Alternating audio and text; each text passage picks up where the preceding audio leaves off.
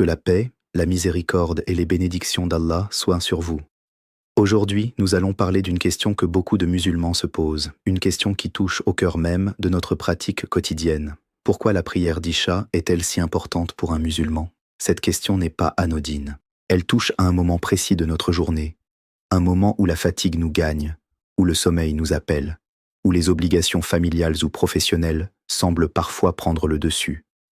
Et pourtant, Allah et son messager, que la paix et les bénédictions soient sur lui, ont accordé à cette prière une place tout à fait particulière, une place que je souhaite aujourd'hui vous expliquer avec le plus de clarté et de profondeur possible. Je m'adresse à vous tous, frères et sœurs musulmans, mais aussi à ceux parmi vous qui ne sont pas musulmans, qui sont chrétiens, ou simplement curieux de comprendre notre religion. Soyez les bienvenus. L'islam n'est pas une religion de secret. Tout ce que nous croyons, tout ce que nous pratiquons, repose sur des fondements clairs, tirés du Coran, la parole d'Allah, et de la Sunna, c'est-à-dire les enseignements et les pratiques du prophète Muhammad, que la paix soit sur lui. Je vais donc vous exposer, avec les preuves à l'appui, pourquoi cette prière nocturne occupe une place si centrale dans la vie du croyant.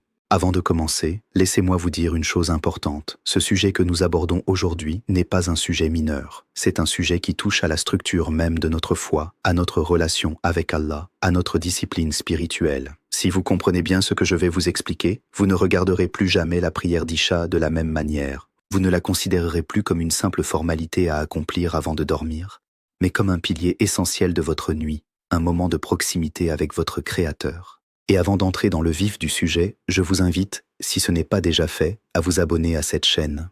Nous partageons ici des enseignements authentiques, tirés du Coran et de la Sunna authentique, expliqués par des savants reconnus, pour vous aider à mieux comprendre votre religion, à renforcer votre foi et à vivre selon les préceptes qu'Allah nous a enseignés. Abonnez-vous, activez la cloche de notification pour ne manquer aucune de nos vidéos, mettez un like si ce contenu vous parle, et surtout, partagez cette vidéo autour de vous. Le partage de la connaissance est une œuvre extrêmement méritoire dans notre religion. Le prophète, que la paix soit sur lui, a dit que celui qui montre le chemin du bien a une récompense semblable à celle de celui qui l'accomplit. Alors partagez, car vous ne savez peut-être pas quelle personne, dans votre entourage, a besoin d'entendre exactement ce que je vais vous dire aujourd'hui. Maintenant, entrons dans le sujet. Pour comprendre pourquoi la prière d'Isha est si importante, il faut d'abord comprendre la place générale de la prière dans l'islam. La prière, la salat, est le deuxième pilier de l'islam après l'attestation de foi. Allah dit dans le Coran, dans la sourate Al-Ankabut, verset 45, que la prière préserve son pratiquant de la turpitude et du blâmable, et que le rappel d'Allah est plus grand encore. La prière n'est donc pas un simple rituel mécanique.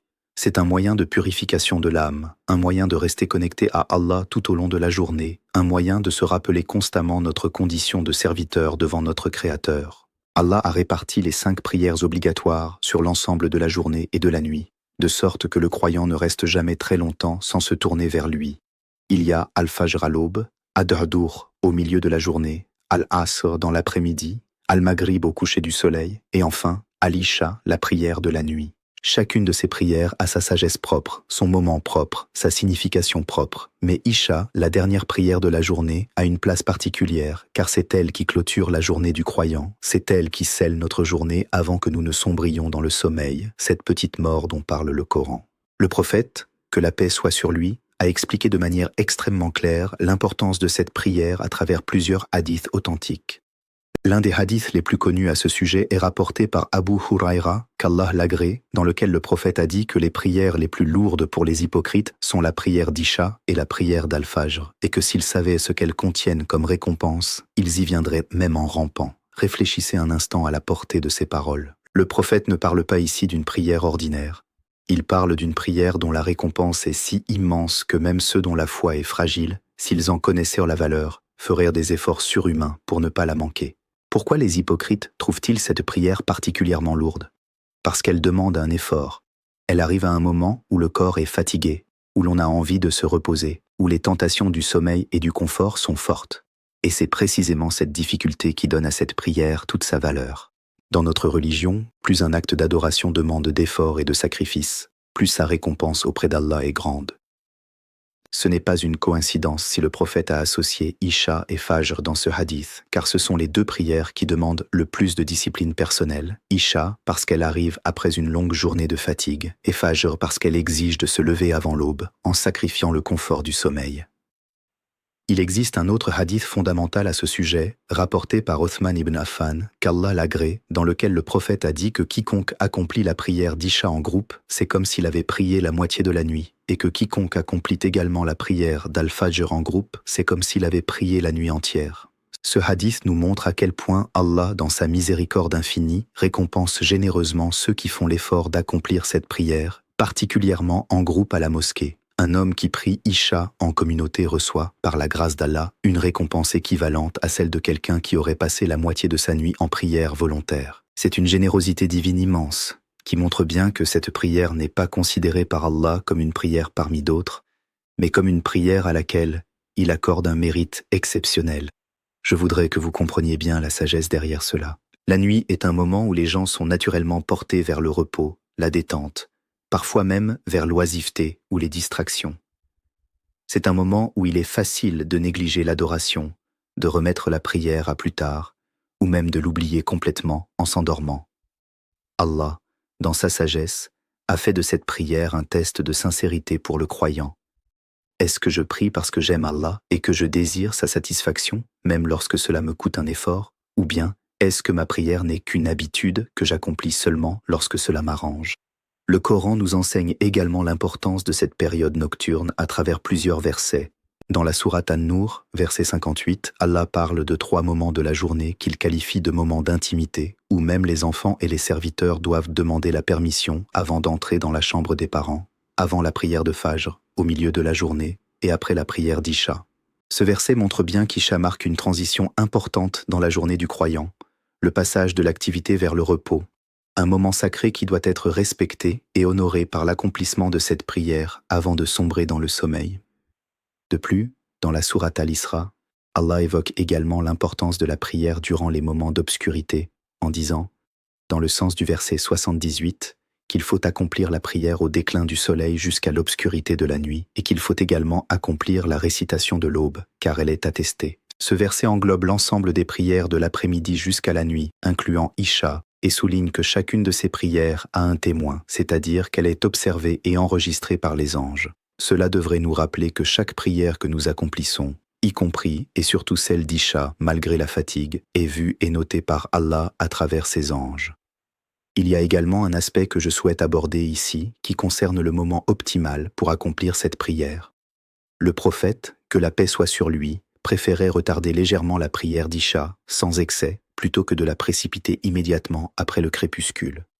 Il est rapporté dans un hadith authentique que le prophète a dit que si ce n'était la difficulté que cela représenterait pour sa communauté, il aurait ordonné de retarder la prière d'Isha jusqu'au tiers ou à la moitié de la nuit. Cela montre la valeur spirituelle particulière attachée à cette prière lorsqu'elle est accomplie un peu plus tard dans la nuit, dans le calme et la tranquillité, loin de l'agitation du jour. Cependant, il est important de préciser, et cela pour éviter toute confusion dans l'esprit des spectateurs, que retarder la prière ne signifie absolument pas la négliger ou risquer de la manquer. L'équilibre est essentiel dans notre religion. Il ne s'agit pas de repousser la prière jusqu'à un point où l'on risque de s'endormir et de la manquer complètement, mais plutôt de ne pas se précipiter excessivement dès les premières minutes suivant le crépuscule, tout en s'assurant de l'accomplir dans son temps prescrit, qui s'étend jusqu'au minuit selon l'opinion la plus prudente parmi les savants, bien que certains aient étendu cette possibilité jusqu'à l'aube en cas de nécessité réelle. Continuons maintenant à approfondir cette question, car il y a encore beaucoup à dire sur l'importance de cette prière et sur la manière dont elle façonne la vie spirituelle du croyant. Un des aspects les plus importants à comprendre concernant la prière d'Isha est son lien avec la prière du witr.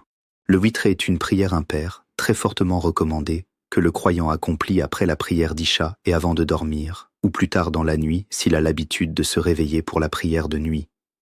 Le prophète, que la paix soit sur lui, a insisté sur l'importance du witr en disant, dans un hadith rapporté par Abu Daoud, qu'Allah est un et qu'il aime l'impair, faisant référence au nombre de raka'atés accomplis dans cette prière. Cette prière de witr qui vient clôturer les prières nocturnes montre encore une fois que la période qui commence avec Isha et qui s'étend jusqu'à l'aube est une période spirituellement chargée, une période où Allah accorde une importance particulière à la dévotion de ses serviteurs.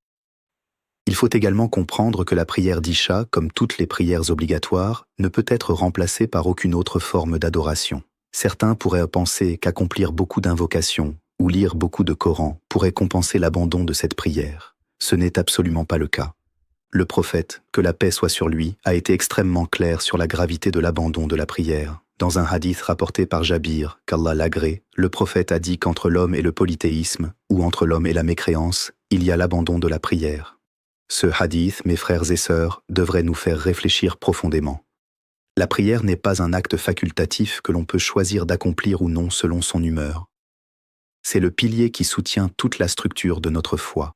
Je voudrais maintenant vous parler d'un exemple concret, tiré de la vie quotidienne, pour illustrer l'importance de la vigilance concernant cette prière particulière. Beaucoup de musulmans aujourd'hui, notamment dans les sociétés modernes où le rythme de vie est effréné, rentrent tard du travail, s'occupent de leurs enfants, regardent la télévision ou passent du temps sur leur téléphone et finissent par s'endormir avant d'avoir accompli la prière d'Isha. C'est exactement le piège dont parlait le prophète lorsqu'il évoquait la lourdeur de cette prière pour les hypocrites ou pour ceux dont la foi est affaiblie. Ce n'est pas nécessairement de l'hypocrisie au sens grave du terme, mais c'est un signe de négligence spirituelle qu'il faut combattre activement. Comment combattre cette négligence? D'abord, par la prise de conscience. Comprendre la valeur immense de cette prière, comme nous venons de le faire, est déjà un premier pas essentiel. Ensuite, par l'organisation pratique de sa soirée. Il est recommandé de ne pas retarder excessivement le moment du coucher, de sorte que l'on puisse accomplir la prière d'Isha dans de bonnes conditions, sans être submergé par la fatigue au point de l'oublier ou de la précipiter sans concentration. Le prophète, que la paix soit sur lui, avait pour habitude de ne pas veiller tard après la prière d'Isha, sauf en cas de nécessité, précisément pour préserver la qualité de son adoration et pour pouvoir se lever ensuite pour la prière de Fajr dans de bonnes conditions. Il est également rapporté que le prophète, que la paix soit sur lui, n'aimait pas dormir avant la prière d'Isha, ni discuter longuement après celle-ci, sauf pour des sujets bénéfiques comme l'apprentissage religieux ou des discussions familiales importantes. Cela montre la sagesse prophétique dans l'organisation du temps. La soirée doit être structurée de manière à donner la priorité à cette prière, plutôt que de la laisser au hasard des activités du soir. Un autre point extrêmement important que je souhaite aborder concerne la dimension collective de cette prière. Nous avons déjà évoqué le hadith sur la récompense de la prière en groupe, mais il est important d'insister sur la dimension communautaire de l'islam à travers cette prière. La mosquée, le soir, après une journée de travail, devient un lieu de rassemblement, un lieu où les croyants se retrouvent, échangent, se soutiennent mutuellement dans leur foi. Cette dimension sociale de la prière d'Isha renforce les liens de la communauté musulmane, l'Umma, et rappelle à chacun qu'il n'est pas seul dans son cheminement spirituel. Le prophète, que la paix soit sur lui, accordait une importance particulière à la présence à la mosquée pour cette prière, au point qu'il est rapporté qu'il avait envisagé, à un moment donné, de brûler les maisons de ceux qui n'assistaient pas à la prière en groupe sans excuse valable, tant l'importance de cette assiduité était grande à ses yeux. Bien sûr, il ne s'agit pas ici d'une menace littérale à appliquer, mais d'une manière forte d'exprimer combien il est important, pour un homme en capacité de le faire, de ne pas négliger la prière en groupe, particulièrement celles d'Isha et de Fajr qui sont les plus difficiles à honorer. Pour les femmes, la situation est différente, car la prière à la maison reste tout aussi valable et même recommandée dans certaines circonstances sans que cela ne diminue en rien leur récompense. L'islam a établi des règles adaptées à chaque situation, dans un esprit de miséricorde et de facilité, sans jamais négliger l'importance fondamentale de l'accomplissement de cette prière, que ce soit à la mosquée ou à la maison. Je voudrais maintenant aborder un autre aspect essentiel, la dimension spirituelle intérieure de cette prière. Au-delà des règles juridiques et des recommandations pratiques, la prière d'Isha représente un moment unique de calme et de recueillement. C'est le moment où le bruit du monde s'estompe, où les obligations de la journée sont terminées, où le croyant peut enfin se tourner vers Allah dans la tranquillité de la nuit naissante. C'est un moment privilégié pour la réflexion, pour l'introspection, pour faire le bilan de sa journée. Qu'ai-je fait de bien aujourd'hui? Qu'ai-je fait de mal? Ai-je respecté les droits d'Allah et les droits de mes semblables? Cette prière devient ainsi un moment de purification avant le sommeil, qui est lui-même comparé, dans notre tradition islamique, à une petite mort.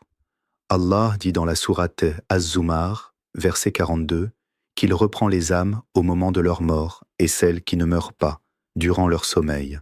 Ainsi, chaque nuit, lorsque nous nous endormons, notre âme est en quelque sorte suspendue entre la vie et la mort et nous ne savons pas si nous nous réveillerons le lendemain matin. Accomplir la prière d'Isha avant de dormir, c'est donc terminer sa journée dans un état de pureté spirituelle, en ayant renouvelé son engagement envers Allah juste avant cette petite mort qu'est le sommeil. C'est une manière magnifique de clôturer sa journée, en espérant qu'Allah nous ressuscite le lendemain matin dans un bon état, prêt à accomplir la prière de Fajr et à commencer une nouvelle journée d'adoration. Il est également enseigné dans notre tradition qu'il est recommandé de faire ses ablutions avant de dormir, comme pour la prière, et de réciter certaines invocations prophétiques avant de se coucher. Cette pratique s'inscrit dans la continuité de la prière d'Isha, prolongeant cet état de pureté spirituelle jusqu'au sommeil lui-même. Le prophète, que la paix soit sur lui, enseignait à ses compagnons de dire, en se couchant, des paroles de remise de soi à Allah, reconnaissant qu'il est le seul digne d'adoration et que c'est vers lui que nous retournerons. Je voudrais maintenant vous parler d'un exemple tiré de la vie des compagnons du prophète, que la paix soit sur lui, pour illustrer à quel point ils accordèrent de l'importance à cette prière. Il est rapporté que certains compagnons parcourèrent de longues distances, dans l'obscurité totale, sans aucune source de lumière autre que les étoiles, simplement pour se rendre à la mosquée et accomplir la prière d'Isha en groupe. Ils ne considéraient jamais cette prière comme une contrainte, mais comme un honneur, une opportunité de se rapprocher d'Allah, une occasion de multiplier leurs récompenses. Cette attitude devrait nous inspirer aujourd'hui, nous qui vivons dans des conditions de confort incomparables, avec des mosquées éclairées, chauffées, facilement accessibles, et pourtant nous trouvons parfois 1000 excuses pour négliger cette prière. Permettez-moi également d'aborder la question de ceux qui, pour des raisons légitimes, ne peuvent pas assister à la mosquée, les malades, les personnes âgées, les femmes qui préfèrent prier chez elles, ou ceux qui vivent loin de toute mosquée. Pour ces personnes, la miséricorde d'Allah demeure immense. L'important est d'accomplir la prière dans son temps, avec sincérité et concentration, où que l'on se trouve. Allah ne charge une âme que selon sa capacité, comme il le dit dans la sourate Al-Baqarah, verset 286. La religion islamique n'est pas une religion de rigidité excessive, mais une religion d'équilibre qui tient compte des circonstances de chacun, tout en maintenant fermement l'obligation fondamentale de la prière elle-même. Venons-en maintenant à un point pratique très important pour celles et ceux qui nous regardent et qui souhaitent améliorer leur assiduité concernant cette prière. Je vais vous donner quelques conseils pratiques tirés de la sagesse prophétique et de l'expérience des savants pour vous aider à ne plus jamais manquer votre prière d'Isha. Premièrement, organisez votre soirée autour de cette prière plutôt que de la caser entre deux activités. Considérez-la comme un rendez-vous sacré avec Allah, un rendez-vous que vous ne manqueriez pour rien au monde, tout comme vous ne manqueriez pas un rendez-vous professionnel important. Deuxièmement, évitez de vous allonger ou de vous installer confortablement devant un écran juste avant l'heure de la prière, car cela favorise l'endormissement et le report de la prière. Troisièmement, si vous savez que vous avez tendance à vous endormir tôt, essayez d'accomplir la prière dès que possible après le crépuscule complet, plutôt que d'attendre afin d'éviter le risque de l'oublier complètement. Quatrièmement, utilisez des rappels, que ce soit une alarme sur votre téléphone ou une application de rappel des horaires de prière, pour vous assurer de ne jamais manquer ce moment essentiel. Cinquièmement, et c'est peut-être le plus important, renouvelez constamment votre intention et votre amour pour cette prière, en vous rappelant les récompenses immenses que nous avons évoquées aujourd'hui. Je voudrais également insister sur un point théologique fondamental que beaucoup de gens ignorent ou négligent. La prière d'Isha, comme toute prière obligatoire, fait partie des droits d'Allah sur ses serviteurs. Dans un hadith célèbre rapporté par Mu'adh ibn Jabal, qu'Allah l'agrée, le prophète lui a demandé s'il savait quel était le droit d'Allah sur ses serviteurs et quel était le droit des serviteurs sur Allah. Le droit d'Allah sur ses serviteurs est qu'ils l'adorent sans rien lui associer, et le droit des serviteurs sur Allah, s'ils font cela, est qu'ils ne les châtient pas. La prière fait partie intégrante de cette adoration exclusive due à Allah. Négliger la prière d'Isha, c'est donc négliger une partie de ce droit fondamental qu'Allah a sur nous en tant que créateur et pourvoyeur de toutes nos grâces. Il est important également de rappeler que la prière n'est pas simplement un acte physique de prosternation, c'est un acte qui engage le cœur, l'esprit et le corps tout entier. Lorsque nous nous tenons debout pour la prière d'Isha, après une longue journée, nous affirmons par cet acte que rien, ni la fatigue, ni les préoccupations du monde, ni le confort du foyer, ne peut prendre le pas sur notre relation avec Allah. C'est un acte de foi profonde, un acte qui témoigne de notre sincérité envers notre Créateur. Je voudrais maintenant aborder la dimension psychologique et sociale de cette prière, qui est souvent négligée dans les discussions religieuses classiques, mais qui mérite toute notre attention. Dans le monde moderne, beaucoup de gens souffrent de stress, d'anxiété, de troubles du sommeil, de sentiments de solitude ou de vide intérieur. La prière d'Isha, accomplie avec présence et concentration, offre un remède spirituel puissant à ces maux. C'est un moment où l'on dépose tous les soucis de la journée devant Allah, où l'on lui confie ses inquiétudes, où l'on trouve la paix intérieure avant de dormir. De nombreuses études, même en dehors du cadre religieux, montrent l'importance des rituels apaisants avant le coucher pour améliorer la qualité du sommeil et réduire le stress. La prière d'Isha remplit parfaitement cette fonction, tout en ajoutant la dimension spirituelle qui manque cruellement dans la vie de tant de gens aujourd'hui. De plus, pour ceux qui l'accomplissent en groupe à la mosquée, cette prière devient également un moment de socialisation saine, loin des distractions futiles et des mauvaises fréquentations. Les hommes se retrouvent après le travail, échangent quelques mots, se soutiennent moralement et repartent chez eux avec un cœur apaisé et une âme purifiée. C'est un aspect social de l'islam que beaucoup de non-musulmans ne connaissent pas et qui mérite d'être souligné. Notre religion n'est pas une religion d'isolement, mais une religion qui construit des communautés fortes et solidaires à travers des actes d'adoration collectifs. Permettez-moi maintenant d'aborder une question que beaucoup se posent. Que faire si l'on a manqué la prière d'Isha, que ce soit par oubli ou par négligence? La règle générale en islam est que si l'on oublie une prière ou si l'on s'endort sans l'avoir accomplie, il faut la rattraper dès que l'on s'en souvient ou dès que l'on se réveille, sans délai supplémentaire. Le prophète, que la paix soit sur lui, a dit que quiconque oublie une prière doit la prier dès qu'il s'en souvient, car il n'y a pas d'expiation pour cela si ce n'est cela même.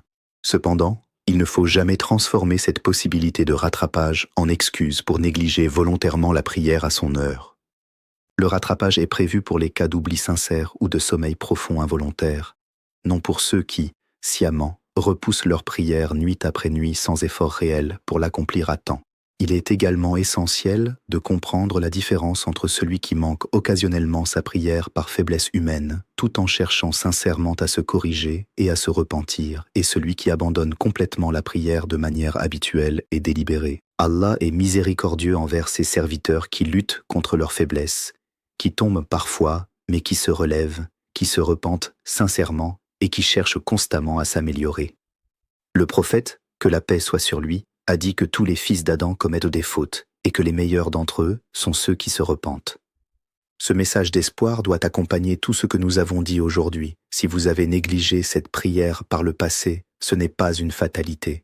Vous pouvez, dès ce soir, changer votre comportement, renouveler votre engagement envers Allah et commencer une nouvelle page dans votre relation avec cette prière essentielle. J'aimerais maintenant conclure cette explication en résumant les points essentiels que nous avons abordés aujourd'hui avant de vous laisser avec une exhortation finale. Nous avons vu que la prière d'Isha occupe une place particulière parmi les 5 prières obligatoires en raison de la difficulté qu'elle représente pour le corps fatigué à la fin de la journée. Cette difficulté même est source d'une récompense immense auprès d'Allah, comme nous l'avons vu à travers plusieurs hadiths authentiques, notamment celui qui compare l'accomplissement de cette prière en groupe à la moitié d'une nuit entière de prière volontaire. Nous avons vu également que le Coran lui-même accorde à cette période nocturne une importance particulière en la désignant comme un moment d'intimité et de recueillement. Nous avons expliqué le lien entre cette prière et la prière du witr qui la suit, ainsi que l'importance de clôturer sa journée dans un état de pureté spirituelle avant le sommeil, qui est comparé à une petite mort dans notre tradition. Nous avons également abordé les aspects pratiques permettant de mieux organiser sa soirée pour ne jamais manquer cette prière, ainsi que la dimension sociale et communautaire qu'elle revêt lorsqu'elle est accomplie à la mosquée. Enfin, nous avons rappelé la miséricorde immense d'Allah envers ceux qui, malgré leurs faiblesses, cherchent sincèrement à se rapprocher de lui et à corriger leurs manquements.